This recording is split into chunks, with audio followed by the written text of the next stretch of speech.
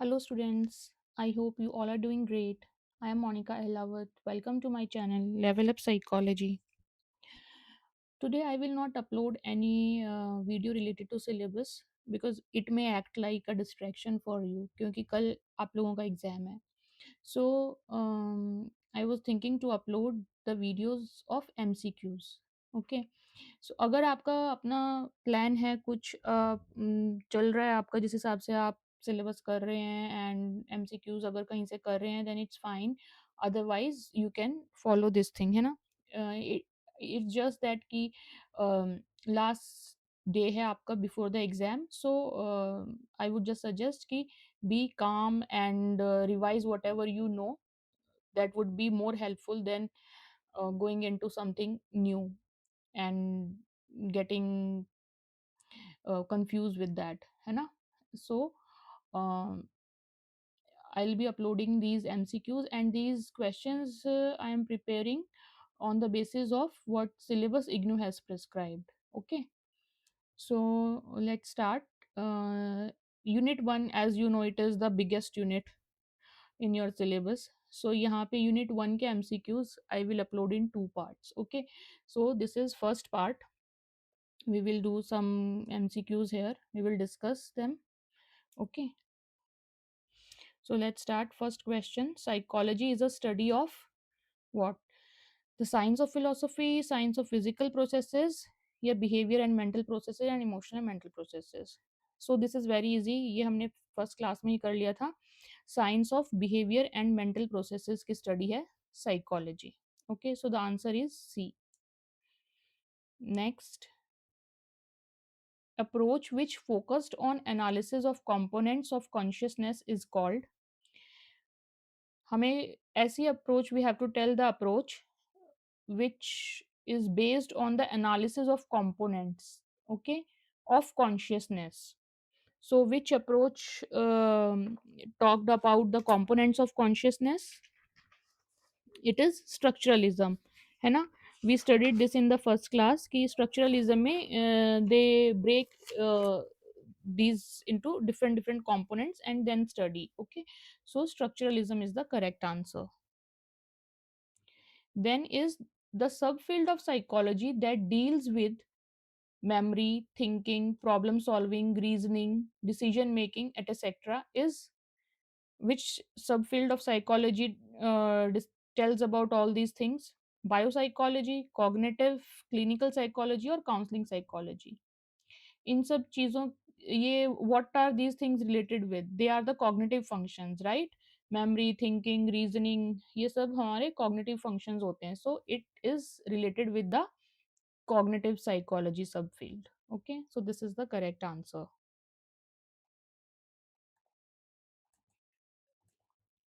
Let's go to next question. The method used by Wilhelm Wundt. Wilhelm Wundt ने कौन सा method use किया था ये भी हम पढ़ चुके हैं.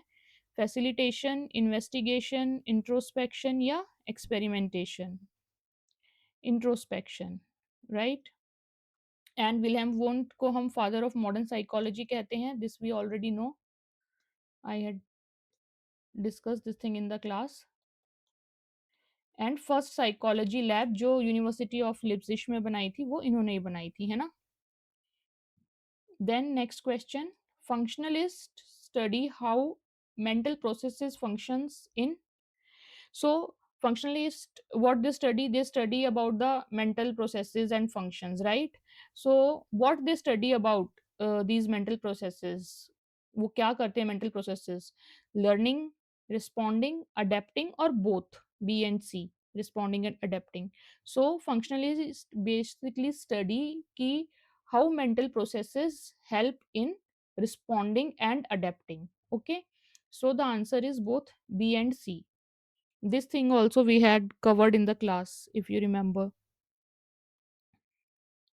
Okay, next is Gestalt school of thought focused on.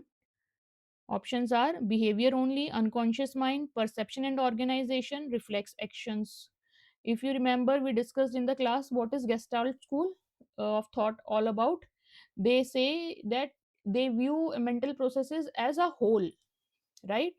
Whole की तरह देखते हैं वो, है ना, नॉट एज डिफरेंट कंपोनेंट्स, जैसे स्ट्रक्चरलिज्म में what they view it as different components, but gestalt में ऑपोजिट टू स्ट्रक्चरलिज्म जाता है and they view it as whole, right. So whole यानी कि organised whole, so which is here organisation, and they perceive it like a organise whole, so it is perception and organization. Okay, mind perceive whole patterns. Next question. According to Freud, most of the behavior is influenced by, this is very easy, conscious mind, unconscious mind, social environment, or intelligence. Freud always talked about mostly about unconscious mind, right? So the answer is unconscious mind. He gave his theory also on the basis of unconscious mind, the psychoanalytic theory, right? Then, Oedipus complex occurs during which stage? Again, this is from psychoanalysis, Freud's theory. Oedipus complex कौन से stage में आता है? If you remember, we did 5 psychosexual stages as defined by Freud. So, out of oral stage, anal, phallic, and latency stage, Oedipus complex is a part of phallic stage. Okay, so there are total 5 stages. Then fixation at the oral stage may lead to orderliness, aggression, dependency, guilt. So if you remember, oral stage में fixation होता है तो it is related with mouth, right? So it actually create dependency on the caregiver. Okay, so C is the correct answer. So यहाँ तक अभी बहुत easy चल रहे हैं questions क्योंकि बिल्कुल starting का है. Let's see. Which defense mechanism involve pushing unpleasant thoughts out of awareness? Okay, so this is one of the defense mechanism of ego.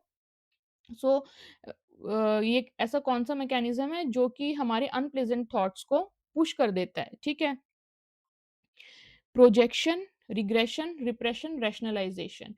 If you remember, we already discussed this thing in the class जब हमने ये पढ़ा था defence mechanisms कि हमारे जो conscious mind में thoughts होते हैं उनको पुश करके सब कॉन्शियस माइंड में ये डिफेंस मैकेनिज्म पहुंचा देता है and this is known as repression, ठीक है? ये it pushes it the things from conscious to subconscious mind. Then next, when a person returns to childish behavior, it is called, again it is a kind of defense mechanism. uh, what are the options? Sublimation, regression, displacement, denial. So जब कोई child की तरह behave करता है any adult person, यानी he or she is going back to childhood, so what it is called as regression. Okay, going back to childhood. Then what is the basic function of neuron? Neuron का basic function क्या है? Neuron impulse conduct करता है, right? Messages, information circulate करता है हमारी nervous system में. This is what we studied, ठीक है? So let's see the options. Receiving information, क्या न्यूरॉन इंफॉर्मेशन रिसीव करता है? यस, डेंड्राइट्स के through they receive the information, right? Moving information, हाँ, वो मूव करते हैं इंफॉर्मेशन को, इम्पल्स कंडक्ट करते हैं, one neuron to another neuron pass on होती है information. This option is also right. Then processing information, क्या वो उस इंफॉर्मेशन को प्रोसेस भी करते हैं? No, processing information is not a function of neuron, ठीक है? सो ऑल ऑफ दीज भी नहीं होगा क्योंकि प्रोसेसिंग इंफॉर्मेशन भी नहीं है. नाउ हमने देखा कि ये दोनों ऑप्शंस तो हैं, इंफॉर्मेशन रिसीव भी करता है न्यूरॉन, मूव भी करता है. So which is the better option here? Moving information, है ना? मूविंग में आपकी रिसीविंग भी हो गई, सेंडिंग भी हो गई, मूव भी हो गया, मतलब कंप्लीट प्रोसेस आ गया इंफॉर्मेशन का, right? So moving information is the correct answer here. Let's move on to another question now. Neurotransmitters are released at ये हमने क्लास में किया था अच्छे से. इफ यू रिमेंबर, जो साइनेप्स होता है वहां पे न्यूरोट्रांसमीटर्स रिलीज होते हैं. दे आर द केमिकल्स, है ना? So they are released in synapse. Okay,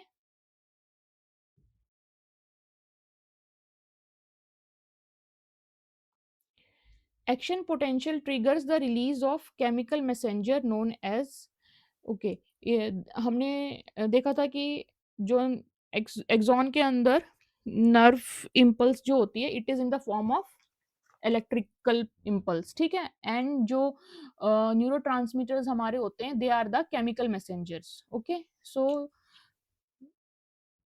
that's why neural impulse is electrochemical in nature, right? Action potential triggers the release of chemical messenger known as neurotransmitters, ये हमने कर ही लिया था. Then a nerve cell carrying information from your ears, eyes, ears, fingers, etc. towards the CNS is called. So हमें बताना है कि कोई भी nerve which is coming from eyes, ears, fingers, यहाँ से इंफॉर्मेशन लेके आ रही है and giving it to CNS, उसको क्या कहेंगे? अब what are these? Eyes, ears, fingers, they are the sensory organs, right? So यानी कि सेंसरी इंफॉर्मेशन आ रही है टूवर्ड्स सीएनएस, तो what we will call this, these kind of nerve cell, so they will be sensory neuron, right? Sensory information लेके आ रहे हैं towards the CNS. So motor neuron, effector cell, connector neuron, sensory neuron. The right answer is sensory neuron. Okay. Then let's see another question. Which neuron conveys commands to the muscles, organs and glands? Okay. So यहाँ पे convey command, command जा रही है, कहाँ से जा रही है? सीएनएस से. सेंट्रल नर्वस सिस्टम कमांड दे रहा है, सेंट्रल नर्वस सिस्टम से कमांड लेके जा रहे हैं ये neurons towards muscles, organs and glands, ठीक है. तो what we will call these as motor neuron, sensory neuron, afferent neuron या efferent neuron. So we call them as motor neuron. Okay, ये these things we have already covered in the class also, if you remember syllabus में ये हमने जब classes की थी unit 1 की, तो these things we have already covered. So now I think you can answer these MCQs very well. Question number 17. अच्छा, let me tell you one thing कि बीच में मैंने काफ़ी क्वेश्चंस कम्युनिटी पे भी पोस्ट किए थे and I told you in the classes also कि I am putting some questions, posting some questions in the community, तो आप वहाँ से वो अटेम्प्ट कर सकते हैं. तो जो क्वेश्चंस मैंने कम्युनिटी में डाल दिए थे आई am not repeating those questions, ठीक है. जैसे आपने देखा होगा नर्व सेल से रिलेटेड भी थे, माइलिन शीट से रिलेटेड क्वेश्चंस थे, तो वो I am not including here. Okay, so अगर आपने वहाँ कर ली होंगे तो you might already know that thing. Okay, coming back to our question, which cell respond to, just a second, which cells respond to brain injury by swelling or proliferating to fill up the damaged space. Okay, जब कोई brain injury हो जाती है and space damage हो जाता है brain के अंदर, तो there are particular kind of cells जो स्वेल कर जाते हैं, ठीक है, एंड उस डैमेज स्पेस को भर देते हैं. So what are those cells known as? Astrocyte, microglia, Schwann cells या none of these? So the correct answer is astrocyte. Okay, and astrocytes are a type of glial cells. ठीक है, जब भी brain में इंजरी होती है, कहीं चोट लगती है, तो उस डैमेज स्पेस को भर देते हैं ये by swelling. Okay, so astrocyte is the correct answer for this. Next question, which of the statement is true regarding action potential? ठीक है, I hope you know action potential, we already discuss this thing in the class. So action potential के बारे में कौन सा statement यहाँ पे true है? Let's see. Action potential is conducted along the dendrite. No, dendrite तो हमारी इंफॉर्मेशन रिसीव करता है ना. Action potential is conducted faster in unmyelinated nerve cells. No. For increasing the speed there should be myelinated sheath, right? So this is also wrong. ये दोनों wrong हो गई हैं statement. Then action potential is an all or none electrical event. The action potential amplitude is higher for an intense signal. Okay, so actually these things are related, so हम इनका difference देखते हैं. Answer is all or none electrical event. Why? क्योंकि action potential is, या तो वो है या वो नहीं है, ठीक है? उसमें उसके एम्पलीट्यूड का कोई लेना-देना नहीं है कि वो ज़्यादा हायर इंटेंसिटी का है या लोअर इंटेंसिटी का है, no. Action potential is just like a switch, ठीक है? ऑन और ऑफ, ओके? बीच में कोई इवेंट नहीं है, उसका बीच में कुछ और चीज़ नहीं है कि एम्पलीट्यूड होगा उसका या कोई प्रोसेस या इस टाइप से। एक्शन पोटेंशियल अगर आपका अकर हो गया, तो हो गया, ठीक है? Then uh, it is no, there is no partial potential sort of thing, okay? You either get the full spike or nothing, okay? So ये on off की तरह है, switch की तरह है, so the answer is all or none, and this is actually statement D is opposite of C, okay? The APB action potential amplitude is higher for an intense signal, कि अगर intense signal है तो action potential उसके लिए ज्यादा होगा, सो ऐसा नहीं है, एक्शन पोटेंशियल का अपना थ्रेशोल्ड है, ठीक है? वो मीट होते ही एक्शन पोटेंशियल जो है अपने आ जाता है, सो इट इज इधर यस और नो, इट अकर्स और इट डजंट अकर, ठीक है? तो ये चीज होती है एक्शन पोटेंशियल की। तो this is a common saying about action potential, that it is an all or non electrical event, okay? So let's move on to another question now.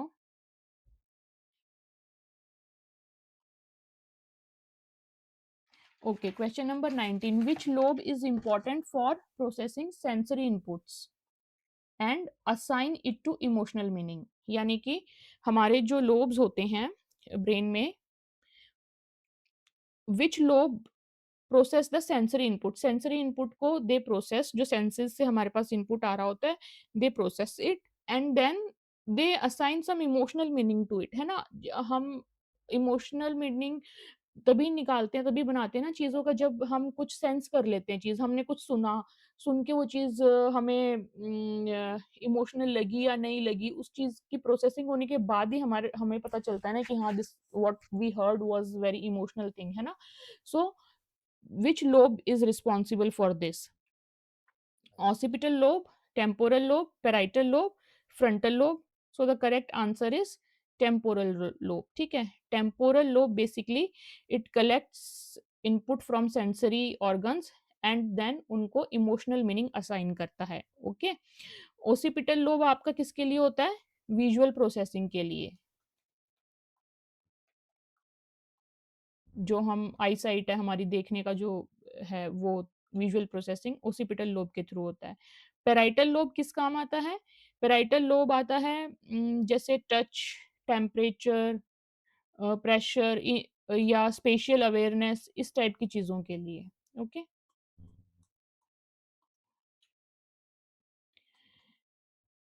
तो आप देखेंगे सेंसरी ऑर्गन्स तो यहाँ भी इन्वॉल्व हैं, जैसे यहाँ पे आईज इन्वॉल्व है, यहाँ पे स्किन इन्वॉल्व है, लेकिन यहाँ कोई इमोशनल मीनिंग अटैच नहीं हो रहा उन चीजों से, ठीक है? यहाँ पे sensory input specially the auditory input and then it assigns emotional meaning to it, ठीक है?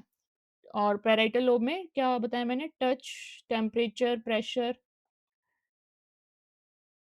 स्पेशियल अवेयरनेस, ठीक है? ये सारी चीजें आ जाती हैं। एंड फ्रंटल लोब में आ जाता है आपका attention, memory, short term memory, motivation, ये सारी चीजें, okay? Attention, reward, short term memory,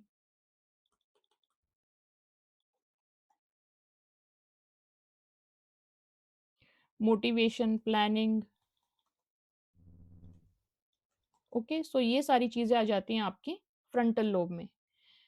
and ये चार के चार लोब यानी कि all the four lobes they are in which part of the brain? In cerebrum, okay? So cerebrum के अंदर होते हैं ये all the four lobes. So I hope it is clear to you.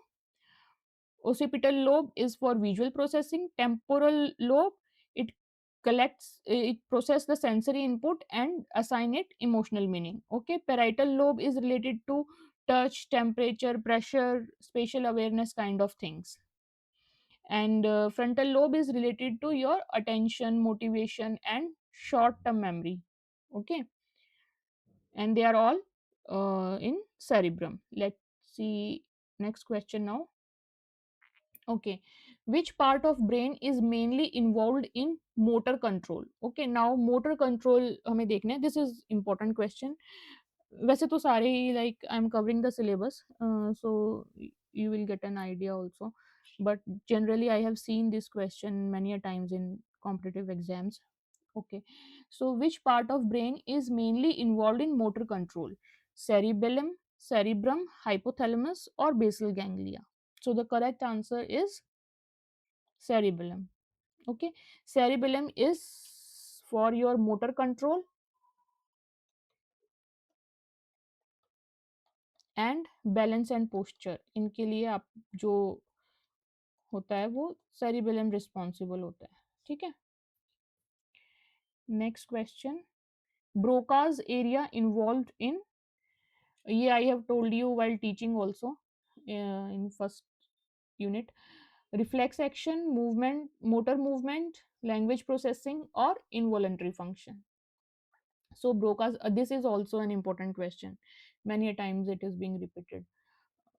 When I'm saying कि repeated it comes in the exam, इसका मतलब ये नहीं है PGDRPC के एग्जाम में, क्योंकि इग्नू PGDRPC का एग्जाम तो it is first time going to be conducted है ना.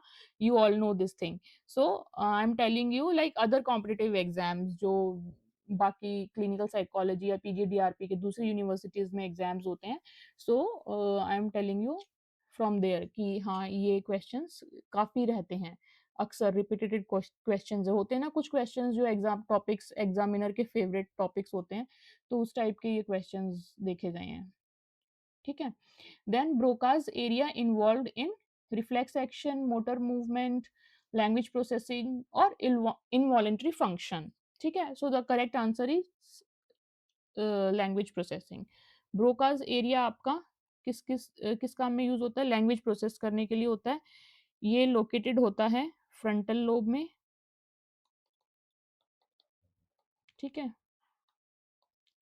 एंड लैंग्वेज प्रोसेसिंग में यूज हो इसका इन्वॉल्वमेंट होता है. एंड एक और आता है इसका स्पीच प्रोडक्शन. ये this question sometimes comes like Broca's area के ऊपर ही कई बार क्वेश्चन आता है.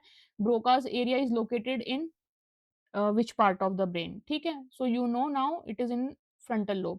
Sometimes they can ask Broca's area is related to, या फिर which area of the, which part of the brain is related to speech production, and options में you will get 4 options and Broca's area will be one of them, so you can answer that. Okay. या फिर इस तरीके से आ सकता है कि Broca's area involve in language processing. Okay. So you can remember these 3 की points at least for Broca's area, then any type of question you will be able to attempt. Okay.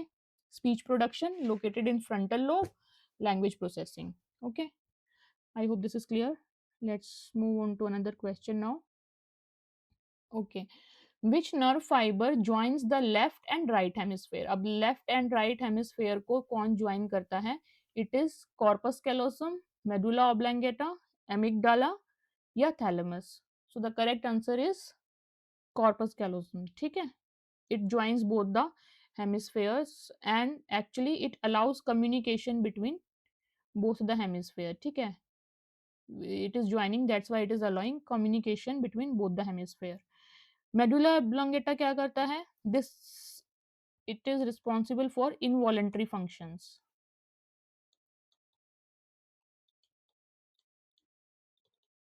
Okay. Example, breathing या फिर जैसे sneezing, vomiting, ये सब ना involuntary functions, medulla oblongata is involved in that. Okay. Amygdala is responsible for emotions. ठीक है. Amygdala is also sometimes you see in the exams. Then thalamus, what it does, it acts like a relay station.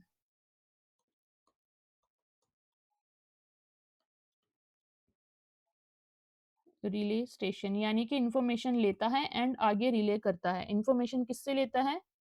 ये जो thalamus है, it take information from sense, it take sensory inputs लेता है ये, and motor inputs, both type के inputs. ठीक है.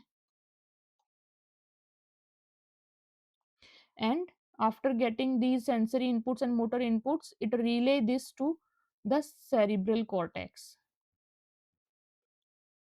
relate to rest of the cerebral cortex, ठीक है। एंड थैलेमस का रोल क्या होता है? इसका रोल होता है स्लीप वेक साइकिल्स में हमारी, okay, this is important. Thalamus का role sleep wake cycles, sleep wake cycle हो गई तो क्या हो गया, अलर्टनेस, अटेंशन, ये सब भी इसके रोल हो जाएंगे, है ना। सो alertness and attention as well, okay. So corpus callosum क्या करता है, दोनों हेमिस्फेयर को, लेफ्ट एंड राइट हेमिस्फेयर को ये ज्वाइन करता है, उनके बीच में कम्युनिकेशन बनाता है। मेडुला ऑब्लांगेटा क्या करता है, इनवॉलंटरी फंक्शंस के लिए ये इन्वॉल्व होता है, like breathing, sneezing. Amygdala is responsible for emotions, thalamus is responsible for sleep wake cycle, alertness, attention, all these things, okay। And it act like a relay station also. Sometimes if you can get an answer, which of the following is a major relay station, okay, so relay station is thalamus. Let's move on to another question now, okay। Autonomic nervous system, ANS, is consist of spinal nerves, cranial nerves, somatic and spinal systems, sympathetic and parasympathetic systems, या फिर parasympathetic and spinal systems, okay। So the correct answer is sympathetic and parasympathetic systems। autonomic nervous system के अंदर होते हैं sympathetic and parasympathetic systems, okay।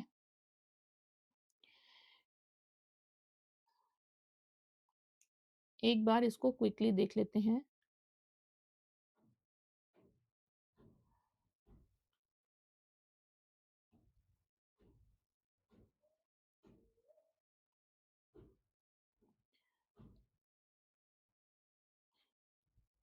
okay, just a second, okay। हमने क्या बोला, autonomic nervous system, right,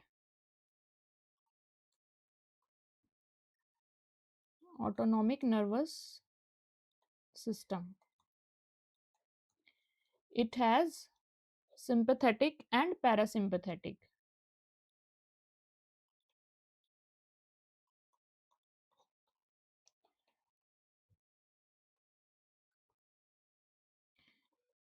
sympathetic nervous system, parasympathetic nervous system, okay।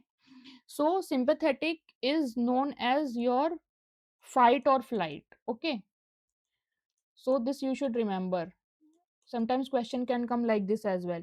fight or flight किसका काम है, सिंपैथेटिक नर्वस सिस्टम का। फाइट एंड फ्लाइट इसका काम है, तो क्या फाइट ये कब होता है, जब हमें किसी चीज का, हमारी बॉडी को डेंजर होता है, कोई फियर होता है, तब हम आते हैं ना फाइट और फ्लाइट के मोड में। तो ये फाइट एंड फ्लाइट रिस्पॉन्स के लिए ये रिस्पॉन्सिबल होता है। तो अगर ये इस फाइट एंड फ्लाइट के लिए रिस्पॉन्सिबल है, तो what will it do in the body, it will increase our heart rate, है ना, हमारे जो आईज के प्यूपिल होते हैं उसको डायलेट कर देगा, ओके। सो यानी कि it prepares our body for the action, ठीक है। Whenever it sense like कि okay some fear, some danger is there, it will prepare our body in order to do some action, okay. So this is the role of sympathetic, fight और flight.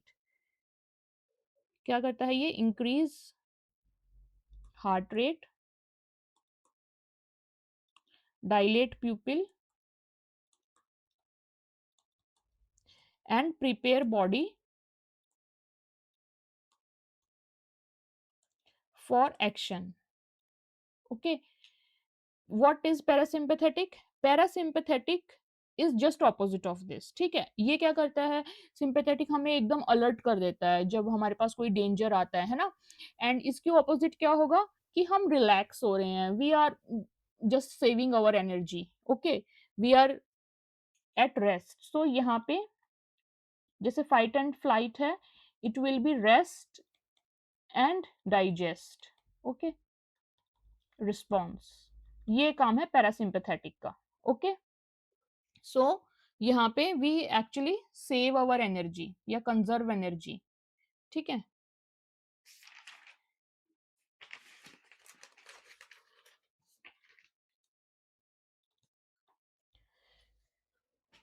So this is all about question number 23. Okay, autonomic nervous system is consist of sympathetic and parasympathetic systems, and one more thing कि ये जो autonomic nervous system है, it has involuntary functions. Okay, so these are involuntary functions of our body, na, fight and flight, rest and digest, these are involuntary functions. So you can write here, control involuntary functions.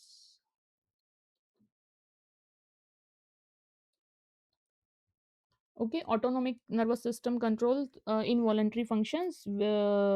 Sympathetic nervous system and parasympathetic nervous system are part of this. So one is for fight and flight, one is for rest and digest. Okay, so let's move on to next question now. Somatic nervous system. Okay, so somatic nervous system consists of what? Spinal nerves and cranial nerves, somatic and spinal systems, sympathetic and parasympathetic systems, parasympathetic and spinal systems. So what is the correct answer? Correct answer is your spinal nerves and cranial nerves, ठीक है। अब जैसे हमने देखा autonomic nervous system it controls involuntary functions, somatic nervous system control करता है voluntary functions, ठीक है, voluntary control of body movement, so it has voluntary control of body movements, ठीक है। And what are spinal nerves and cranial nerves?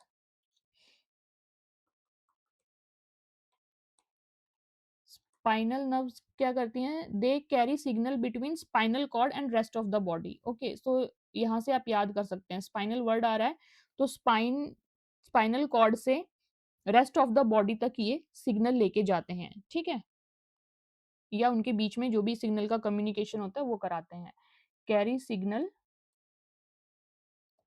Between spinal cord and rest of the body.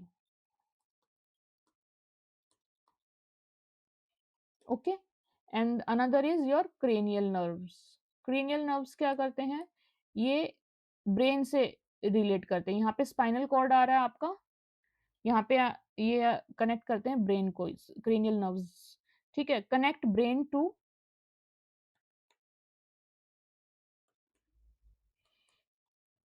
Sensory organs and muscles.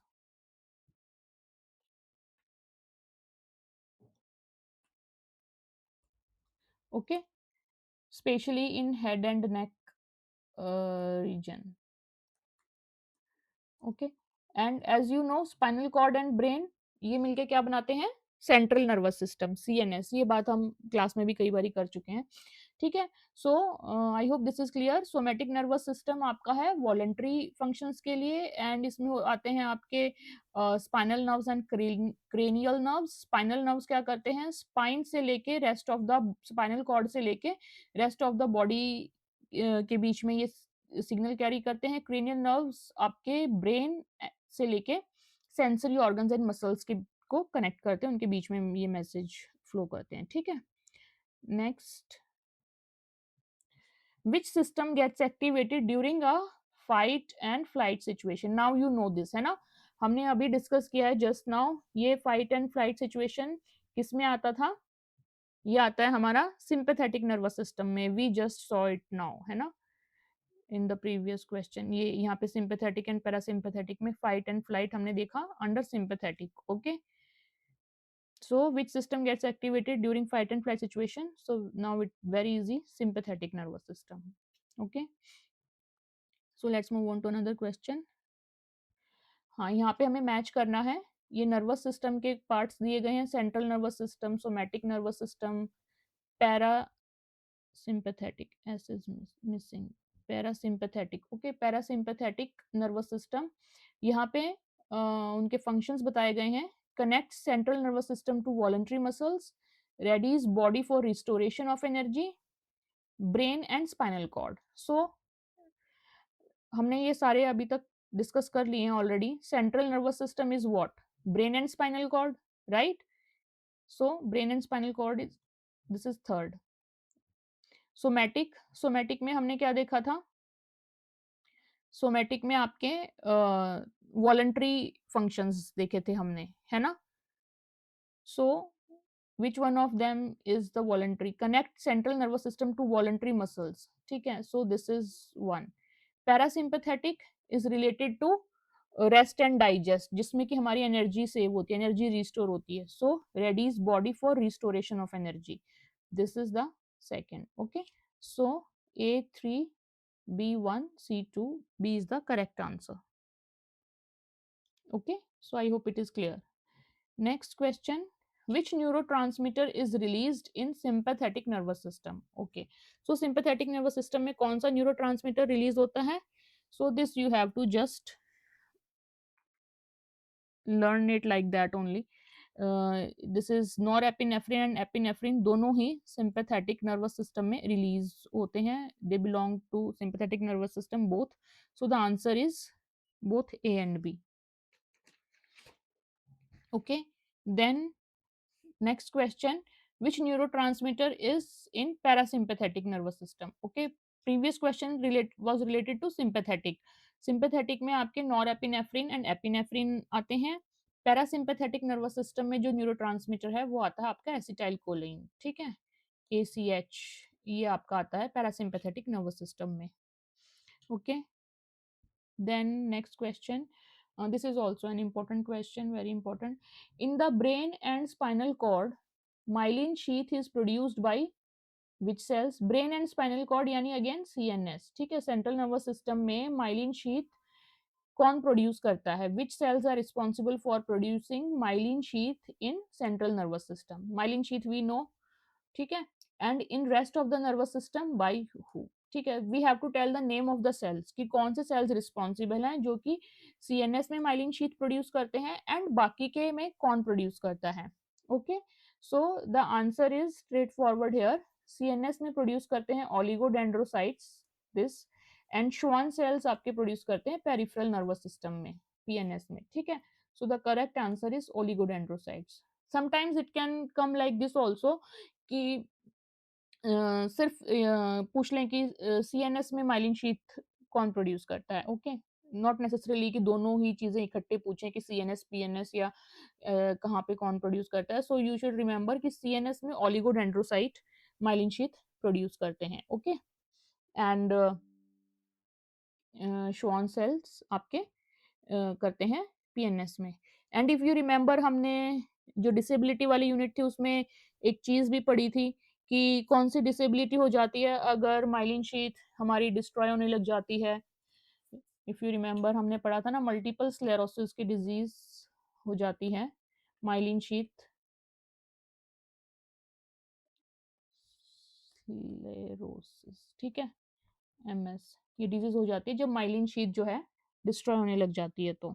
Okay, so next question now, afferent and efferent nerves are found in, so the sympathetic nervous system, parasympathetic nervous system, somatic nervous system, central nervous system.